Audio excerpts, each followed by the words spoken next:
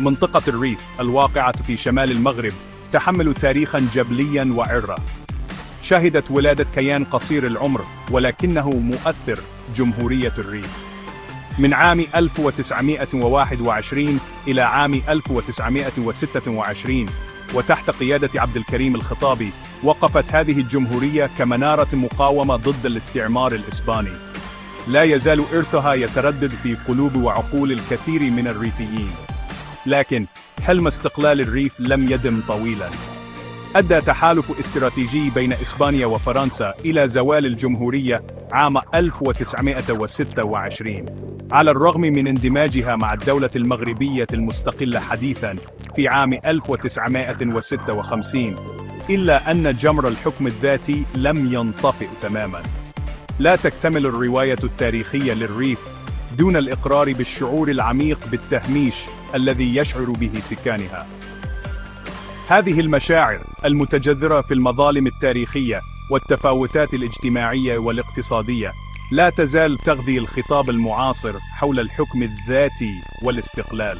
إن التوقع إلى تقرير المصير الذي بذر في أيام الجمهورية يستمر في النمو في الوعي الجماعي للريفيين.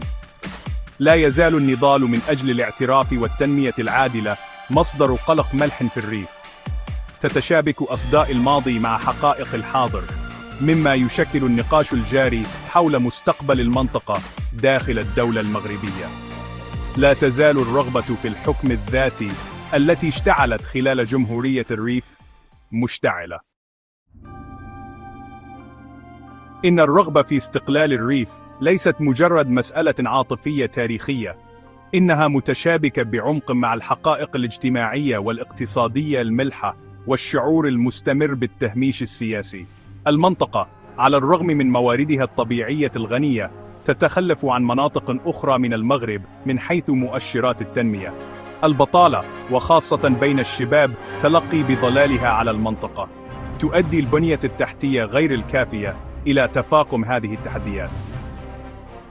أدى هذا النقص في الفرص الاقتصادية إلى شعور بالإحباط والاستياء تجاه الحكومة المركزية.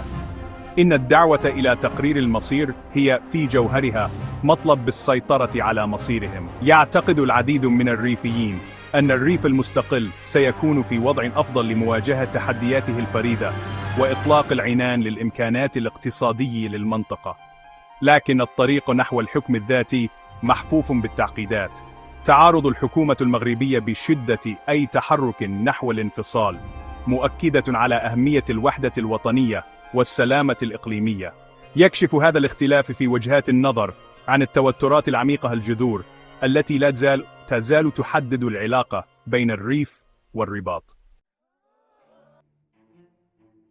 شهد عام 2016 اندلاع حراك الريف، وهي حركة احتجاجية شعبية هزت منطقة الريف.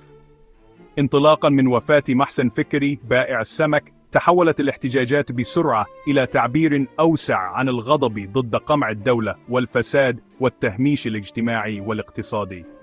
أصبحت وفاة فكري سحقا داخل شاحنة قمامة أثناء محاولته استعادة بضاعته المصادرة، رمزا قويا للمعاناة اليومية التي يواجهها الريفيون العاديون. أشعلت الحادثة عاصفة من الغضب، مما أدى إلى بروز المظالم التي طال أمدها. ردت الحكومة المغربية بمزيج من القمع والتنازلات. بينما واجه بعض قادة الاحتجاج الاعتقال والسجن، أعلنت السلطات أيضا عن مشاريع تنموية ووعدت بمعالجة بعض مخاوف المحتجين. ومع ذلك لا يزال إرث حراك الريف محل خلاف. يجادل الكثيرون بأن الأسباب الجذرية للاحتجاجات، وهي التفاوتات الاجتماعية والاقتصادية والتهميش السياسي، لا تزال دون معالجة إلى حد كبير. كانت الحركة، على الرغم من أنها تبدو هادئة، بمثابة تذكير صارخ بالإحباطات العميقة الجذور التي لا تزال تحت السطح. مسألة استقلال الريف ليست مجرد قضية داخلية، إنها تحمل آثاراً دولية كبيرة.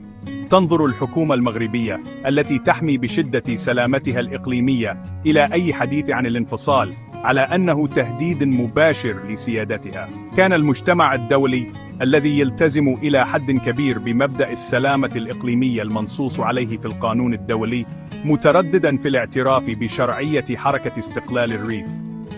مبدأ تقرير المصير الذي غالباً ما يستشهد به مؤيد الاستقلال ليس مطلقاً في القانون الدولي، وينطبق عادة على حالات الحكم الاستعماري أو القمع المنهجي. ومما يزيد الأمر تعقيداً رقعة الشطرنج الجيوسياسية لشمال إفريقيا.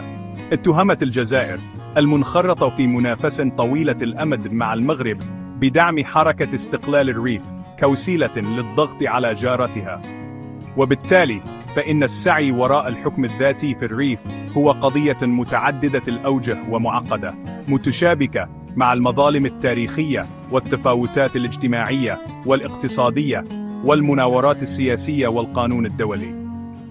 يتطلب التنقل في هذه الشبكة المعقدة من العوامل فهماً دقيقاً للسياق التاريخي والتطلعات المشروعة للريفيين ومبادئ القانون الدولي.